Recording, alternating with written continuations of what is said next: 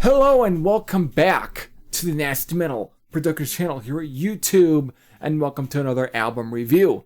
Now, today's album review, like I said, last week's review when I had reviewed this right here, which of course was the compilation cassette for Nihilistic Outlaw Criminal Order, which of course had contained the reunion era albums such as Reborn, Resurrection, and of course Calm Before the Storm. And I had stated in that review that I wasn't going to be commenting on at least the Calm Before the Storm album. Instead, I was going to make that its own video. Well, here we are with, of course, my review for Calm Before the Storm, which was actually what was released in March 16th 2019 through, of course, Doomsday Today's Records. Now, again, this of course was again a little backstory. Again, this was Paul, the label owner. This was his band. He had formed it sometime within like at least 2005 to be exact, and of course had released 2 full-length albums before then splitting the band up to then of course reforming it in 2017. And so this, at this point, would probably be the 4th album, the 4th full-length album right here. And again, the reunion item consists of members from, of course, bands like Conversia, of Blood and Mockery, and of course, I wouldn't say I get and Static of Masses as well, and I think even maybe Zotgorgven or some of those kind of bands. At least it consists of those bands. I think I might have just made some false claims there within there. That's all right. I can always get redacted on that. Anyways, so what again? If you are familiar with the previous sound before this, which of course was again Reborn. This is definitely a insane fucking album as usual. I mean, of course, Greg Watkins, of course, of Static of Masses, definitely adds a lot of his influence in this album. He is able to really add a lot of his influence. I mean, the band no longer their form of grindcore this time is definitely more hardcore punk influenced on here. Definitely showing more influences from bands like early DRI, for an example. It definitely has more of that, or COC.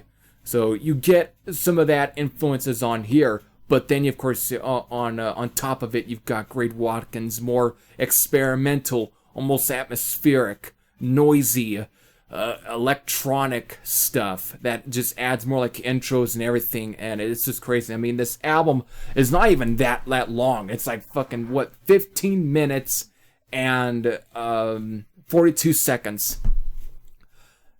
And again, and of course this album consists of about 14 tracks. I mean, of course, it opens up with a track called Retribution, which is an intro, and it clocks in around 1 minute and 5 seconds. It's definitely, again, pretty much just sound clips and everything, and all of Greg Watkins' his experimental stuff just used as just great atmosphere before heading into, of course, Rage, Pain, Hate, which again lasts for about 18 seconds.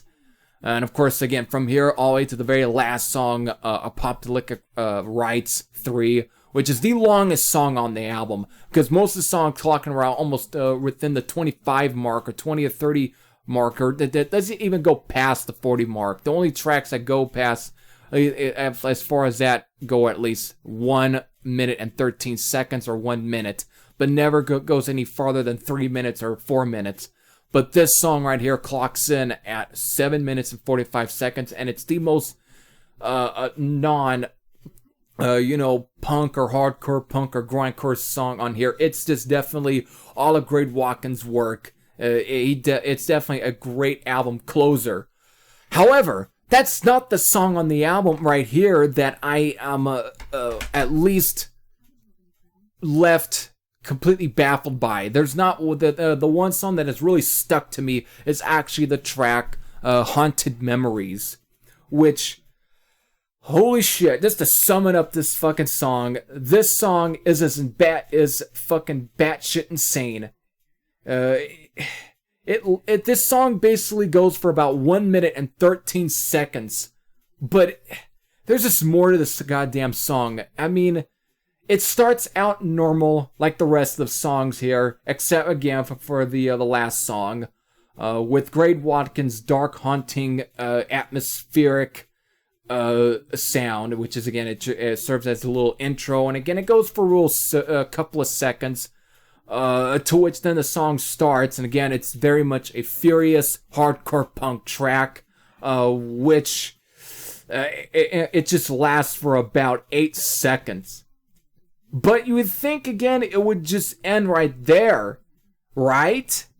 No, because by the 25 mark, it just starts having a spastic attack, and this goes on for the rest of the remaining 44 seconds. This track is insane. Haunted Memories has to be one of the most craziest stuff, or the most batshit insane song that I think from Greg Watkins and Paul and the rest of Nihilistic Outlaw Criminal Order have come up with. This is just absolutely insane. So, again, just 14 songs, 15 minutes and 42 seconds. It's a great, I would say, at least of the two albums here of Reborn, between Reborn Negative Entrapment Positive and, Negative Enlightenment, Positive Entrapment, and this, Coming for the Storm. I think this is probably the best of the two, just because of how completely crazy and just batshit nuts they're able to really go much further. It just expands and everything and does it very good. And again, I think this is the best of the two. Everything is just branched out to even further. It's just, it's completely over the top, and I definitely dig it. I dig this. So, again, if you're into this kind of stuff, I definitely recommend it to you. If you're not completely into this stuff, I do not recommend it. But if you're curious and are a curious cat and have an open mind, I'm definitely going to be leaving the links to both their Bandcamp pages, both for Doomsday's Today Records Bandcamp page and Nihilistic Outlaw Criminal Order's Bandcamp page, which I should point out that I kind of forgot to add in on my last review for this right there. So with that, I hope all enjoyed. This Heavy Thrash Head Sam out. I'll see you all later. Take care, everyone.